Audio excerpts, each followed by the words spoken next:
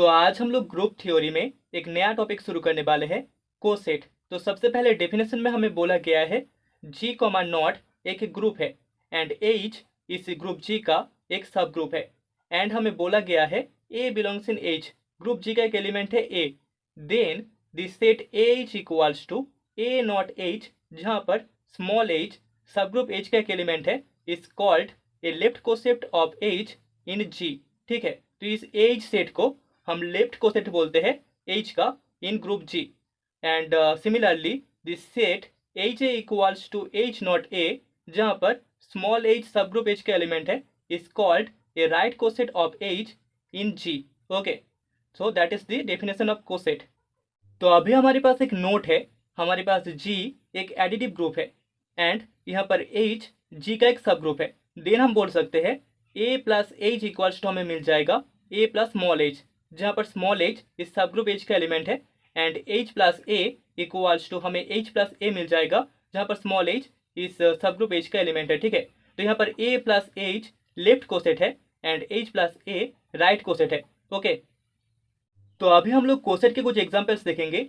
सबसे पहले लेट हमारे पास ग्रुप जी इक्वल्स टू है यहाँ पर 1 minus 1 I and minus I, total 4 elements है। ओके, एंड यहाँ पर कॉम्पोजिशन है डॉट, ओके मल्टीप्लिकेशन डॉट।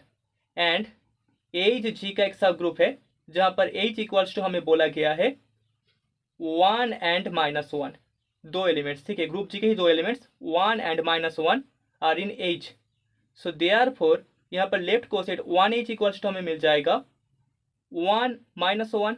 ठीक है, that is equals to H, यहाँ पर 1 बिलोंग करता है ग्रुप जी में। अभी माइनस 1h जो लेफ्ट कोसेट है, दैट इज इक्वल्स टू हमें मिलेगा माइनस 1 1। ठीक है, that is also equals to H, यहाँ पर माइनस 1 बिलोंग करता है ग्रुप जी में। Now I H equals to हमें मिलेगा आई एंड माइनस आई। ठीक है, where minus I belongs in group G and minus IH equals to यहाँ पर आ जाएगा माइनस आई एंड आई, जहाँ पर माइनस आई बिलोंग करता है ग्रुप जी में। ठीक है, यहाँ पर आई बिलोंग करता है ग्रुप जी में एंड यहाँ पर माइनस आई बिलोंग करता है ग्रुप जी में। ओके, सो हम बोल सकते हैं therefore H equals to 1 minus 1 and I H equals to I minus I are distinct left cosets. दोनों डिस्टिंक्ट लेफ्ट कोसेट्स है, distinct left cosets of H in group G. Okay, तो अभी second example में हम मान लेते हैं हमारे पास group G equals to symmetry group of 3 है, मतलब कि S3 that is symmetry of triangle, that is equals to हमें मिल जाएगा permutation rho 0, that is identity permutation 1 2 3 1 2 3। Then rho 1 equals to 1 2 3 2 3 1, rho 2 equals to 1 2 3 3 1 2, rho 3 equals to 1 2 3 1 3 2, rho 4 equals to 1 2 3 3 2 1 and जो आखिरी element है that is rho 5 equals to 1 2 3 2 1 3। Okay, total यहाँ पर 6 elements है S3 में। एंड हम मान लेते हैं यहाँ पर H G का एक सब ग्रुप है, जहाँ पर H इक्वल्स टू हमारे पास है रो 0 रो 1 एंड रो 2। ठीक है, ये 3 एलिमेंट्स यहाँ पर H में है।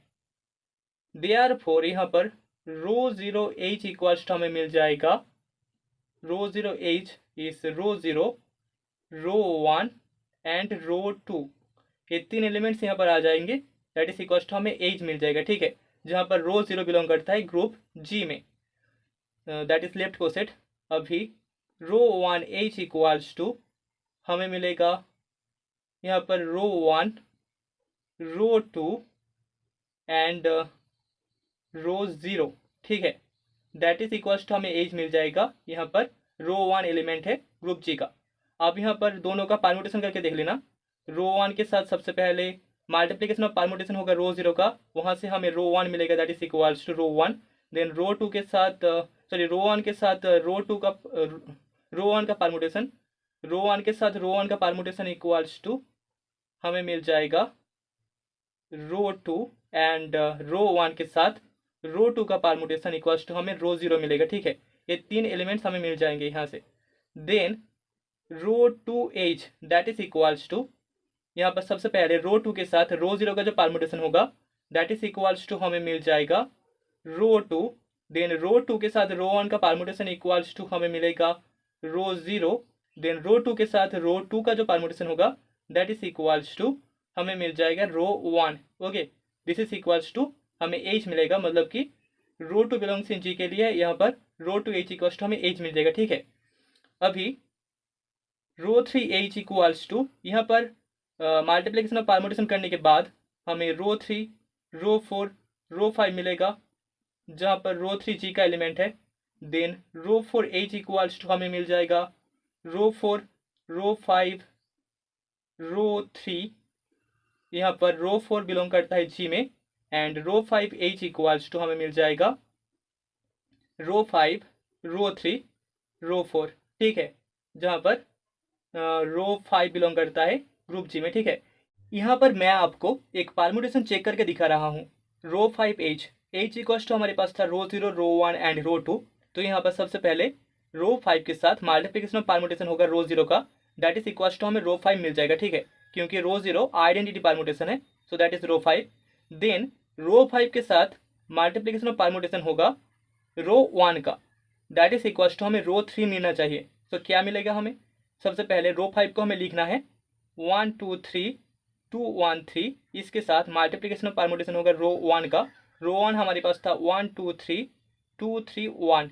Okay, so that is equals to यहाँ पर वन का जो इमेज होगा, वन जाता है टू में, टू जाता है वन में, तो वन का इमेज वन होगा। देन टू जाता है थ्री में, थ्री जाता है थ्री में, तो टू का इमेज थ्री होगा।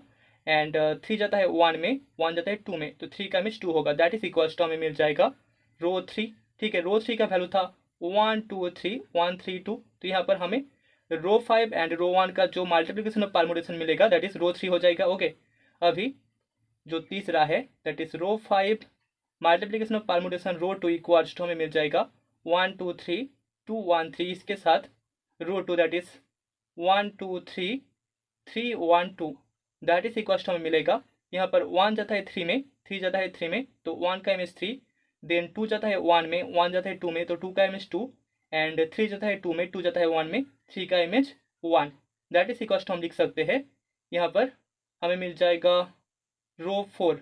ओके, रो फोर का जो वैल्यू था दैट इज इक्वल्स टू हमारे पास था 1 2 3 3 2 1, तो यहाँ पर हमें रो फोर ही मिल जाएगा। ओके, तो ऐसे आप बाकी सभी को चेक कर लेना।